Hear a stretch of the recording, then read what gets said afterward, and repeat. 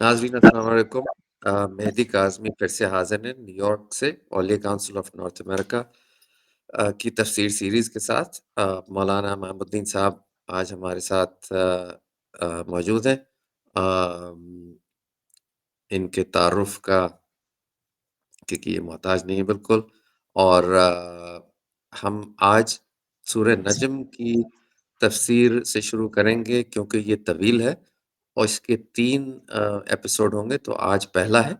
اور اس میں آج کل معراج شریف کے ایام ہیں، تو قریب آنے والی ہے، اس میں مولانا صاحب جو ہے وہ معراج کا بھی ذکر کریں گے، جس سے ہمیں اپنے رسول علیہ السلام کی خدا سے قربت کا واقعہ اور اس میں پورا ڈیٹیل جو ہے یہ بتائیں گے۔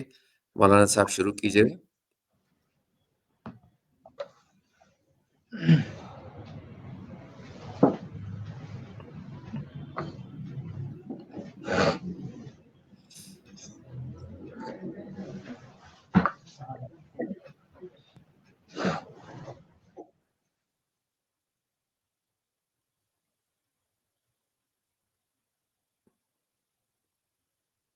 السلام علیکم ورحمۃ اللہ وبرکاتہ۔ ناظرین گرامی،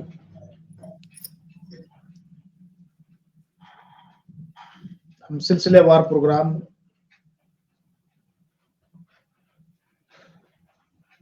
سورتوں کی عرفانی و کلامی تفسیر کا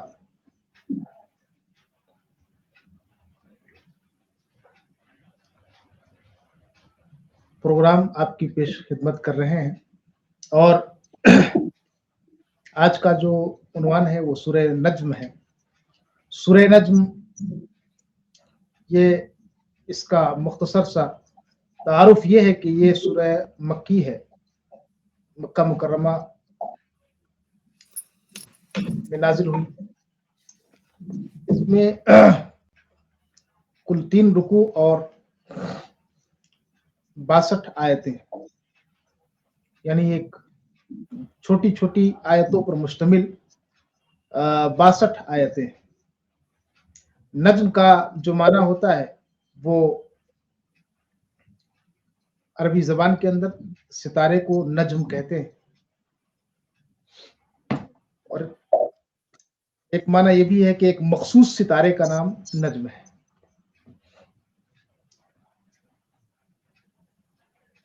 اس سورت کا نام سورہ نجم اس لیے پڑا کہ اللہ تبارک و تعالیٰ نے اس کا آغاز ہی لفظ والنجم سے کیا۔ یوں تو دیکھے تو اس کا آغاز قسم سے، واو قسمیہ، والنجم، لیکن لفظ جو ہے، کلمہ، وہ نجم ہی ہے، اس لیے اس کا نام نجم رکھا گیا۔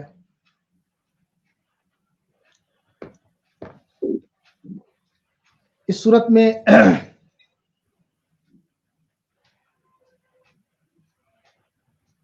دو باتوں کا بنیادی طور سے ذکر ہے۔ ایک، سید الملائکہ سیدنا جبریل علیہ السلام کا، اور دوسرا سفر معراج اور ان کے لطائف، ان کے حقائق، اور جو سیر ہے اس کے تعلق سے چند آیتوں میں اس کا ذکر ملتا ہے۔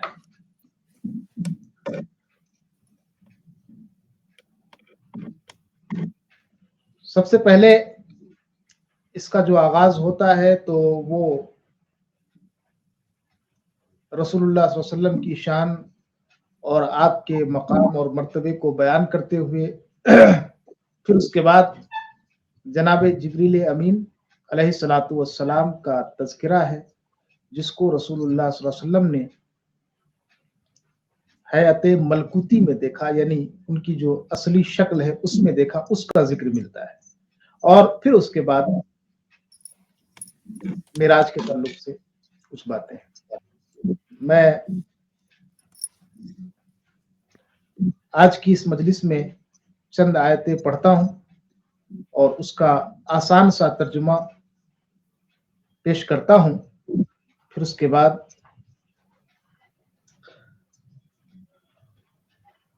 इसकी जो दूसरी रिकॉर्डिंग होगी, दूसरा एपिसोड होगा, उसमें इंशाल्लाह अगली आयतों पर गुफ्तगू करेंगे।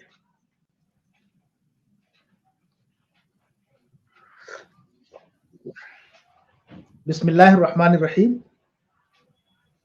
वन्नज्मि इज़ा हवा मा दल्ला साहिबुकुम वमा गवा वमा यंतिकु अनिल हवा इन हुवा इल्ला वह्युन यूहा अल्लमहु शदीदुल क़ुवा ज़ू मिर्रतिन फस्तवा वहुवा बिल उफ़क़िल अअला।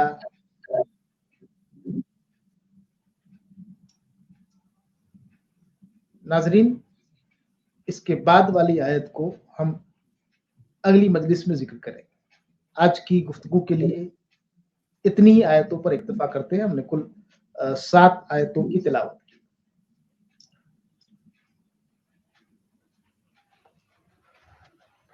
तर्जुमा आसानी के साथ पहले इसको समाप्त कर लें, फिर उसके बाद हम थोड़ी सी तफसीर और तोज़ी की तरफ जाएंगे। वन नजमी इज़ा हवा,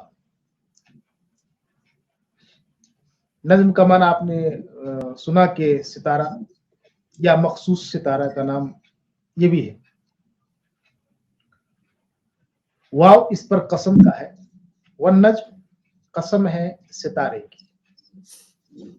इज़ा हवा, जब वो गिरता है। हवा यहवी का जो लफ्ज है ना, इसका असल माना सिर्फ गिरने की नहीं, बल्कि गिरने की एक खास कैफियत होती है, वो है ऊपर से नीचे गिरना। ऊपर से नीचे गिरना,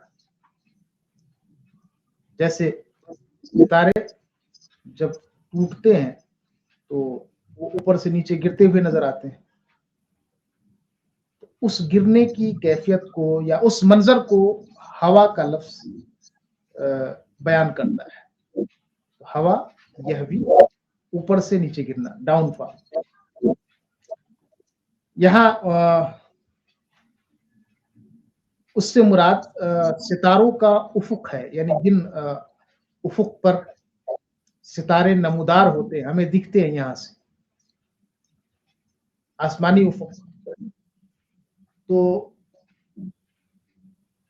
मुराद गिरने से सिर्फ ये नहीं कि वो गिरते हुए दिखाई देते हैं, बल्कि गिरने से मुराद गायब हो जाना है।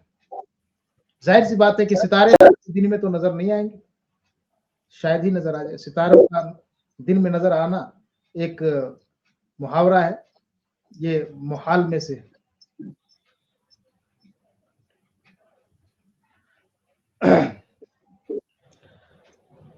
और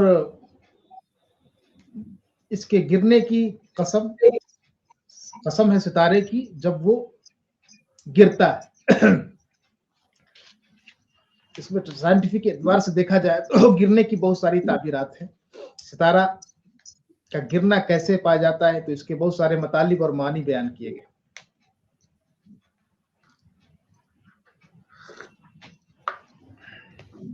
बात सितारे से इसलिए शुरू हुई,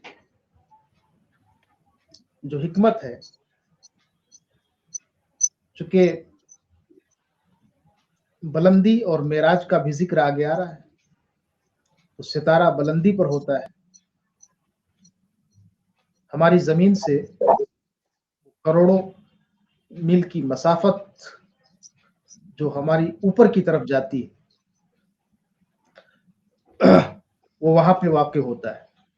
तो इसमें बुलंदी का इस्तिआरा किया गया, कि मेराज में भी लुगत के एतबार से बुलंदी का माना है, उलू का माना ऊपर की तरफ जाना, आरज यारजु नीचे से ऊपर जाना, नीचे से ऊपर जाना। जैसे हम पहाड़ पे चढ़ते हैं ना, उसके लिए ये लफ्ज इस्तेमाल होता है।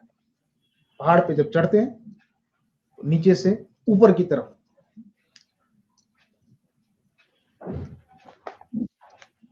दूसरी आयत है मा ज़ल्ला साहिबुकुम व मा गवा।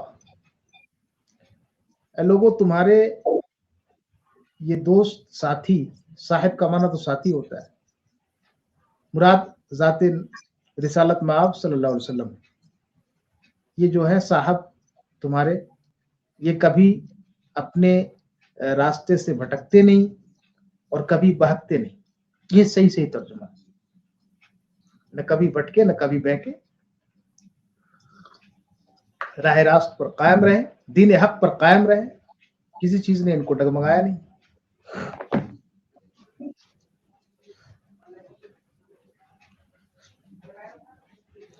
यानी आप सल्लल्लाहु अलैहि वसल्लम के बारे में कोई ये कयास नहीं कर सकता या ऐसा गुमान नहीं रख सकता कि वो किसी गलत फहमी की वजह से रास्ता भटकना आमतौर से क्या होता है, या तो न जानने की वजह से या गलत फहमी की वजह से। तो ये दोनों बातें उनके अंदर नहीं,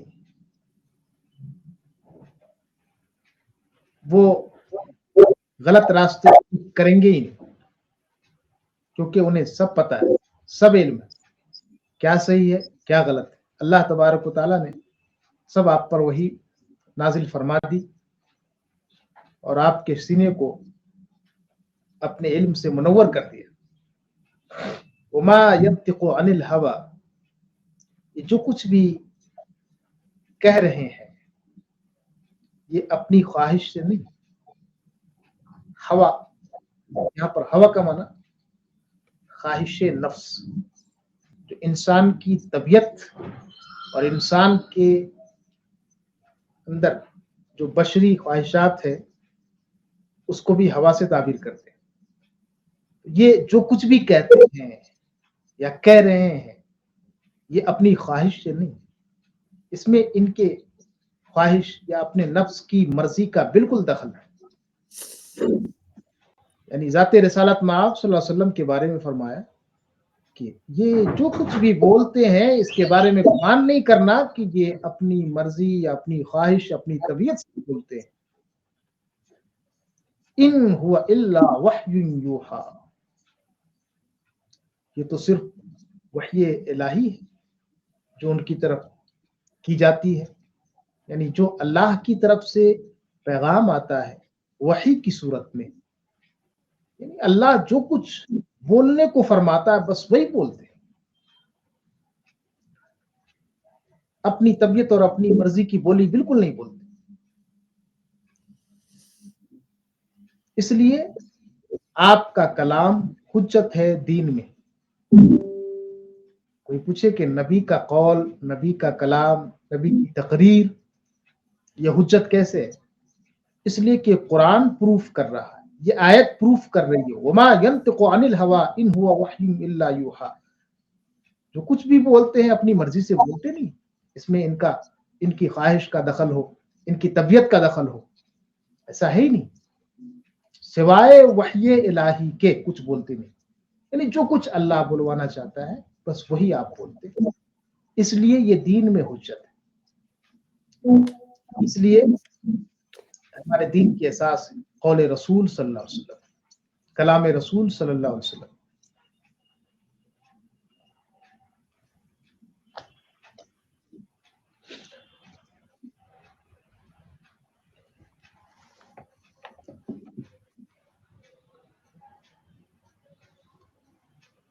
उसके बाद जो है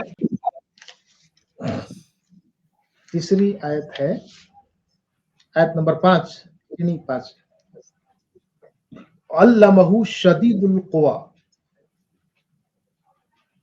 उन्हें बाखबर किया,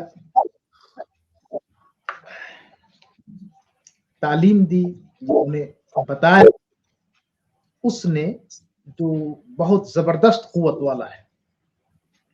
शदीदुल क़ुवा ये अरबी जबान के अंदर मजबूत ताकत और कुव्वत वाले को कहते हैं, जबरदस्त कुव्वत रखता उसे कहते हैं। यहाँ पर शदीदुल क़ुवा से मुराद हजरत जिब्रील अलैहिस्सलाम है।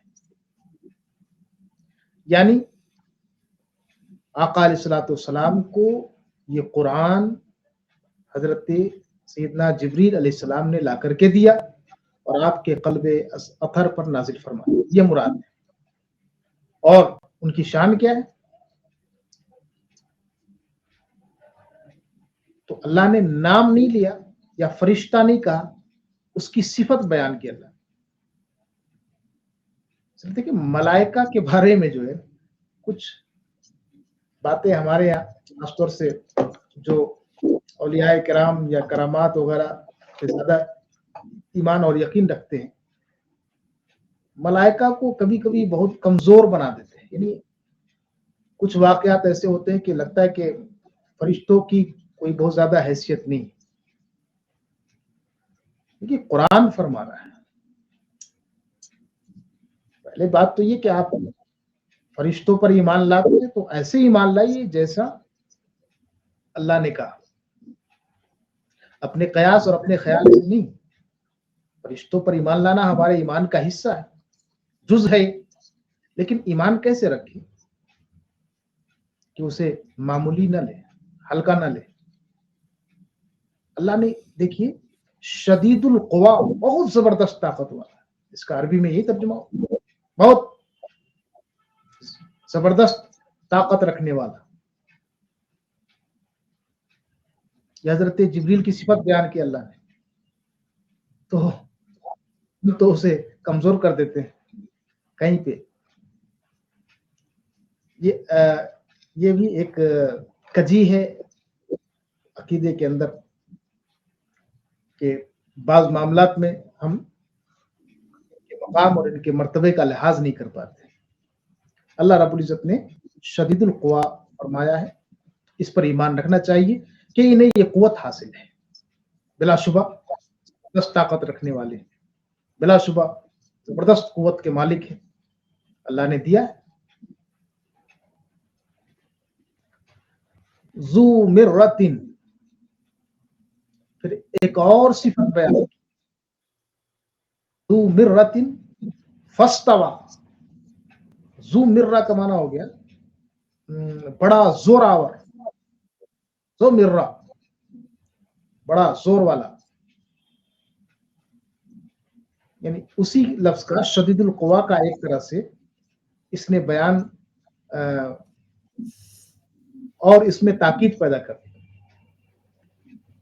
جو بڑا زور آور ہے، ذو مرۃ فاستوى، اور وہ سیدھا ہوا، فاستوى برابر ہوا، وہو بالافق الاعلی، اور وہ افق اعلی پر تھا۔ یعنی حضور صلی اللہ علیہ وسلم نے حضرت جبریل کو افق آسمانی پر ان کی اصلی شکل میں دیکھا۔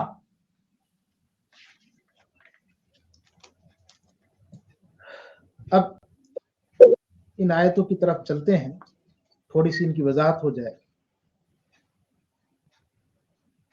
دیکھیے واقعہ یہ ہے کہ ایک بات آتی ہے کہ کیا رسول اللہ صلی اللہ علیہ وسلم نے حضرت جبریل کو ان کی اصلی شکل میں دیکھا، یعنی ان کی جو ملکوتی شکل ہے اپنی، کیا اس شکل میں دیکھا، ان سے ملاقات ہوئی کبھی، یا ایسے ہی؟ تو آپ سنتے ہیں کہ حضرت جبریل جب وحی لے کر آتے تھے تو روایت میں ہے کہ وہ حضور صلی اللہ علیہ وسلم کو نظر نہیں آتے تھے، ان کی شکل نظر نہیں آتی تھی، کیونکہ وحی الہی کا تعلق عالم امر سے ہے تو اس کی حقیقت بھی نظر نہیں آتی تھی، صرف ایک آواز ہوتی تھی جو حدیث کے اندر بیان ہوئی ہے۔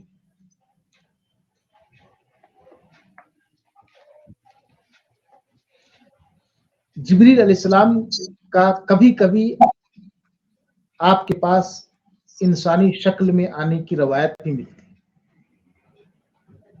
حضرت جبریل انسانی شکل میں کبھی کبھی آتے تھے، اور وہ صحابی رسول حضرت دہیہ کلبی رضی اللہ تعالیٰ عنہ کی شکل میں آتے تھے، جو بہت عظمت والے انسان تھے۔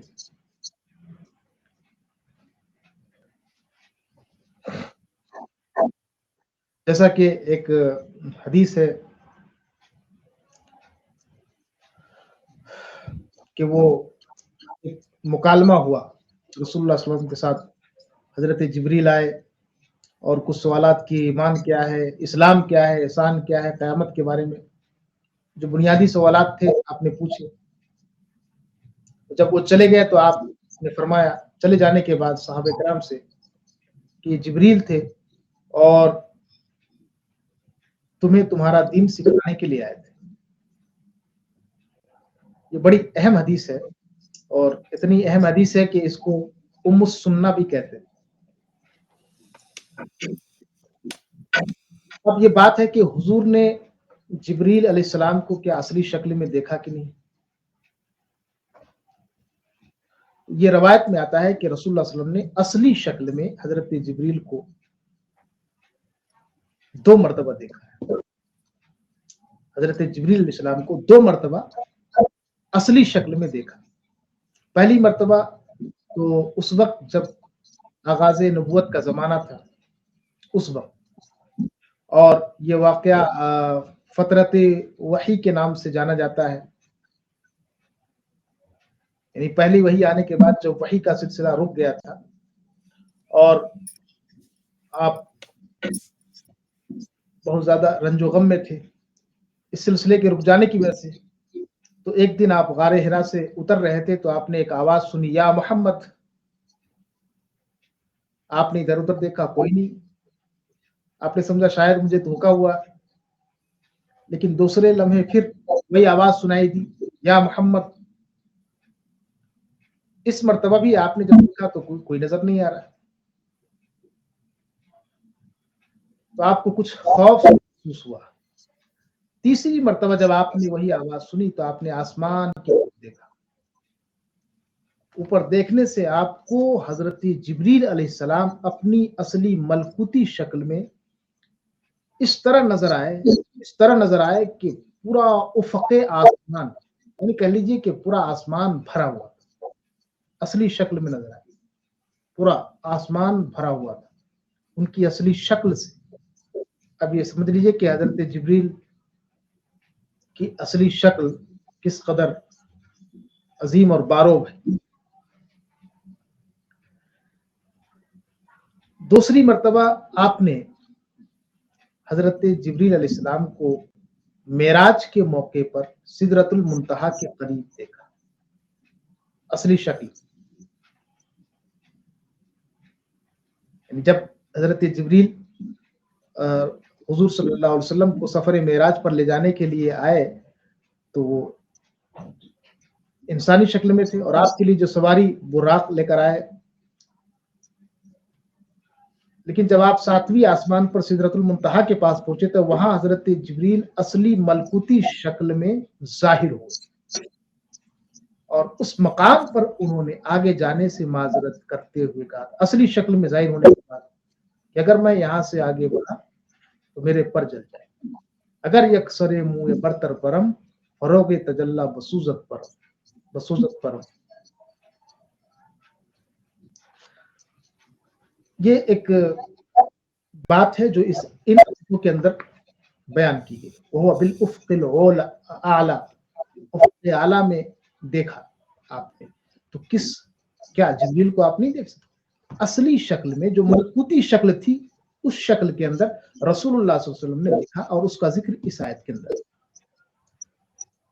ایک نقطہ بیان کر دوں, پھر اس کے بعد میں گفتگو بند کرتا ہوں. اگلی مجلس میں پھر اگلی آیتوں پر گفتگو ہوئی. یہ کہ حضرت جبریل علیہ السلام کی اصل ملکوتی شکل میں آقا علیہ الصلوۃ والسلام سے ملاقات کرانے, پھر اس ملاقات کا قرآن مجید کے اندر ذکر کرنے کا مقصد کیا ہے؟ کچھ تو حکمت ہے.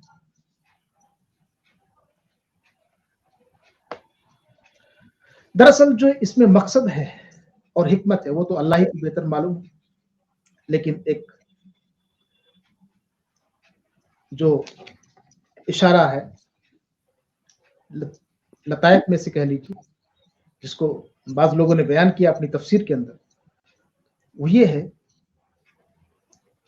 نزول وحی کے سلسلے کے درمیانی رابطے یعنی لنک کی سند فراہم کرنا, جو वही आ रही है अल्लाह की तरफ से, वो आप तक पहुंच रही है, तो कोई एक लिंक होना चाहिए, लिंक स्टेशन कहां से मिल रही है? उस दरमियानी रास्ते को बतौर सनद बयान किया। और इस नुक्ते को आमतौर से समझेंगे आप तो उसूल हदीस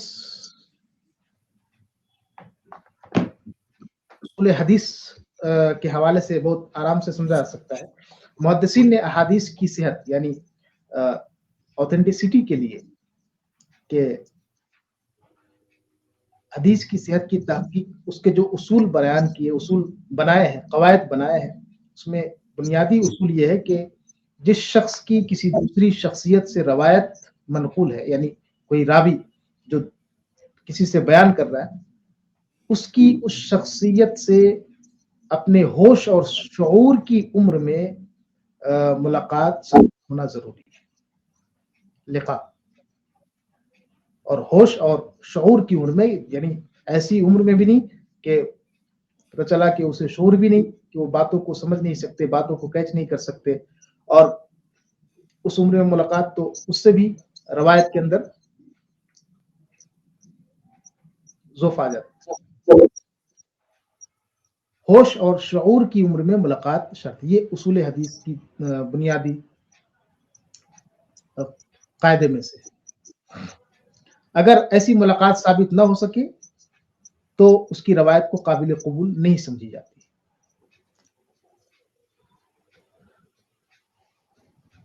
चुनांचे जब हदीस रसूल की ऑथेंटिसिटी के लिए और सेहत के लिए इस तरह का उसूल है, तो अल्लाह तबारक व तआला की हदीस यानी उसके कलाम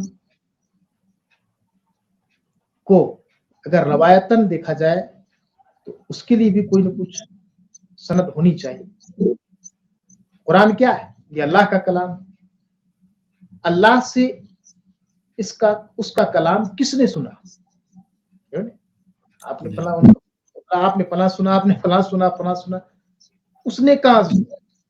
कुरान तो एक तरह से देखे आप अल्लाह का कलाम। तो अल्लाह का कलाम अल्लाह से किसने सुना? ये सवाल पैदा होता है। तो अब आ गया, जिब्रील ने सुना।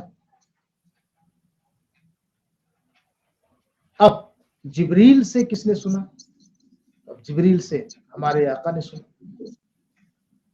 अब सवाल होता है कि क्या हजरत जिब्रील और हमारे आका सल्लल्लाहु अलैहि वसल्लम की मुलाकात साबित है? उसूल हदीस के तौर पे बात कर रहा हूं। सवाल हुआ ना? चलिए, अल्लाह का मुकर्रब फरिश्ता जिब्रील अल्लाह की बारगाह में रहता है और उसे ये हासिल है कि उसने अल्लाह का कलाम सुना। तो अब जिब्रील से रसूलुल्लाह सल्लल्लाहु अलैहि वसल्लम ने सुना, तो क्या इन दोनों की मुलाकात साबित है? तो अब इन आयतों के अंदर जो जिब्रील को देखने का जिक्र है असली शक्ल में, मलकूती शक्ल में, असल में वही सनद फराहम करना मकसूद। जी हाँ, उनके दरमियान 2 मर्तबा की मुलाकात कुरान से साबित, ये इधर उधर से नहीं, कुरान से साबित। अब चुनांचे वही इलाही की जो रवायत का एक दरमियानी राब्ता और लिंक है, साबित करने के लिए हुजूर सल्लल्लाहु अलैहि वसल्लम की हजरत जिब्रील से असल मलकूती शक्ल में मुलाकात की सनद, ये बहुत इंतहाई अहम है और जिस सनद को ये आयत फराहम कर रही है, जो हमारे मुफस्सिरीन है मुतबर, उनके इशारात है और कुछ मेरे वारिदात है। वल्लाहु आलम बिस्सवाब। अस्सलाम वालेकुम। शुक्रिया बहुत-बहुत मौलाना साहब, बहुत ही खूबसूरत आपने बयान दिया एनकाउंटर का हमारे हुजूर सल्लल्लाहु अलैहि वसल्लम का हज़रत जिब्रील के साथ।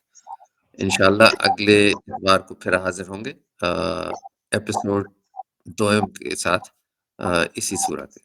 शुक्रिया, अस्सलाम वालेकुम।